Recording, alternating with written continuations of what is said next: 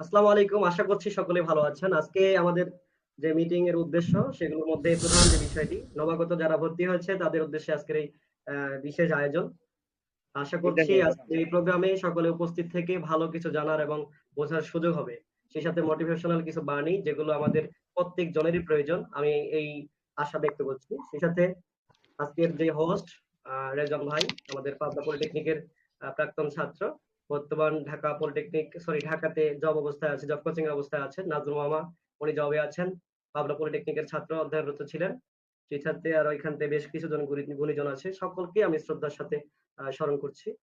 সেই সাথে একটা বিষয়, আমি দুইটি টপিকের উপর কথা বলে আমি আমার কথা বা গল্প শেষ করব, বক্তব্য শেষ করব। এক হচ্ছে যোগাযোগের যে গুরুত্ব।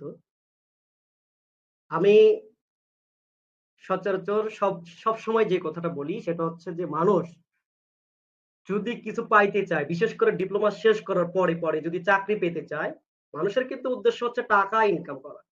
প্রত্যেক জনের যদি সহজে টাকা ইনকাম করা যাইত তাহলে এই লেখাপড়া করার জন্য কেউ আসতো না আমার মনে হয়।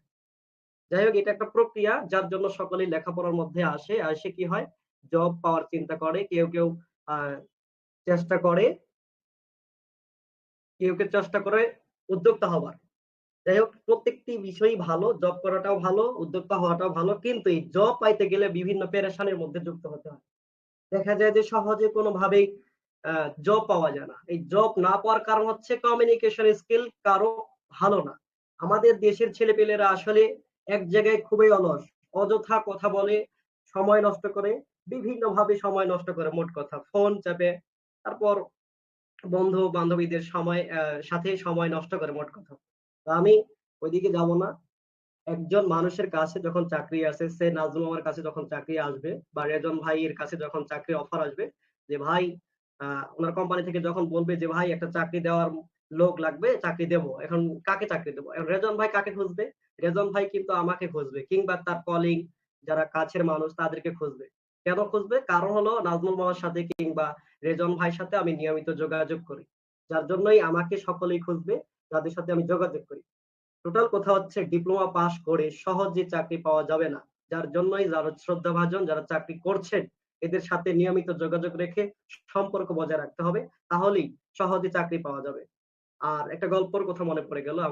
আমি ঢাকাতে উত্তর বাড্ডাতে ট্রেনিং এ ছিলাম। সেখানটায় দেখা গেছে যে আমাদের একটা civil engineering skill development program group আছে, ফেসবুক গ্রুপ। যেখানটায় প্রায় 73,000 মানে 73,000 মেম্বার আছে, সদস্য আছে।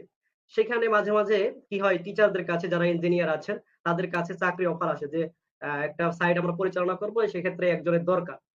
চাকরিতে একজনের দরকার, একজন সাইট ইঞ্জিনিয়ার প্রয়োজন। এখন কাকে দিবে? ওই টিচাররা কাকে চাকরিতে পাঠাবে? আমার তো চেনে না। বা আমার এখানটায় কি আছে, বিভিন্ন বন্ধুরা আছে, লিখন বিশ্বাস আছে। লিখন বিশ্বাসকে কিন্তু বলবেন। এর কারণ হচ্ছে লিখন বিশ্বাস ওদের সাথে যোগাযোগ করতে পারেনি। কাকে চাকরি দিবে? যার সাথে ওই স্যারদের ভালো যোগাযোগ আছে তাদেরকে চাকরি দিবে। হাজার স্কিল থাকা সত্ত্বেও চাকরি হারা আজকে বিভিন্ন ছেলেপেলে। বিভিন্ন জায়গার ছেলেপেলে। স্কিল আছে, আমি যোগ্যতা আমার সবই আছে। কিন্তু আমার যোগাযোগ নেই। যার জন্য আমাকে কেউ চিনেও না, জানেও না, আমাকে চাকরি দেয়ও না। এইজন্য আমি মনে করছি যোগাযোগটা খুবই গুরুত্বপূর্ণ। আরেকটা গল্প বলতে, আমাদের হলো জিহাদুল হাসান স্যার, যিনার কাছে আমি ট্রেনিং এ ছিলাম। উনি একদিন একটা পোস্ট করলো যে একটা অফার আসছে, চাকরিতে নেওয়া হবে একজনকে। ফ্রেশার, কোনো অভিজ্ঞতা ছাড়াই। হাজার ছেলেপেলে কমেন্ট করছে যে ভাই আমাকে চাকরিটা দেওয়া যায় কিনা? আমাকে চাকরিটা দেওয়া যায় নাকি? কেউ আবার বলছে যে ভাই আমার ২ বছরের অভিজ্ঞতা আছে, ৩ বছরের অভিজ্ঞতা আছে। এই স্যার কি করছে? স্যার হচ্ছে দেখা গেছে তার কলিগ সুরজ ভাই তাকে চাকরিটা দিয়ে দিল। যে হাজার মানুষের অভিজ্ঞতা থাকাও সেগুলোর কাজে লাগলো না। কারণ ওই যে যারা কমেন্ট করেছে তারা তাদের সাথে মানে তার সাথে কোনো যোগাযোগ নেই। চিনে না। একজনকে যেই জায়গায় পাঠাবো তার সম্পর্কতে আমার অবগত হওয়া লাগবে। নাজমুল মামা যদি আমাকে পাঠায় বা কাউকে যদি পাঠায়, আমার বিষয়ে তার তো জানা দরকার। এই যে জানা, আমাকে প্রকাশ করতে হবে মোট কথা। আমি কেমন? আমি কতদূর পারি? কি পারি না পারি? এই বিষয়গুলো যদি আমি যারা বড় ভাই আছে তাদেরকে যদি জানাতে পারি, টিচার যারা আছে যে আমি এতটুক পারি, এতটুক পারি না।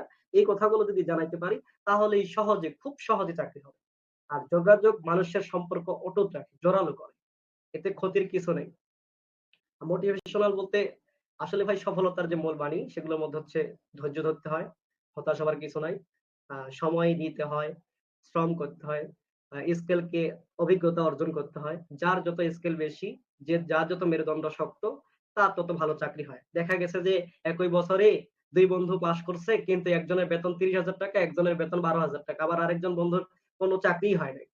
এর কারণ হচ্ছে যে চাকরিতে যুক্ত হলো সে তো যোগাযোগের মাধ্যমেই যুক্ত হয়েছে এটা 100%। 100% আমাদের দেশে যে চাকরিগুলো হয় সেগুলো কিছু ভাইবার মাধ্যমে। তবে মামা কাকা দিয়ে চাকরি বেশি হয়। বিশেষ করে ডিপ্লোমাধারী যারা। আর কিছু ভাইবার মাধ্যমে অর্থাৎ যোগ্যতা বিশেষ করে মেধার বিবেচনা করে চাকরিগুলো হয়। আর কিছু বলতে বেশিরভাগই হলো যোগাযোগ। বিশেষ করে কোম্পানির যে চাকরিগুলো এগুলোতে যোগাযোগ ছাড়া কেউ কাউকে নেবে না। কেউ কাউকে মানে যোগ্য অনুযায়ী নিবে না মোট কথা। এখানটা যোগাযোগের মূল বিষয় থাকে। তো আমি শ্রদ্ধাভাজন যারা সিনিয়র আছেন তাদের সাথে সকলকে যোগাযোগ রাখবার জন্য অনুরোধ করব। যাতে করে সহজে চাকরি পাওয়া যায় ডিপ্লোমা শেষ করার সাথে।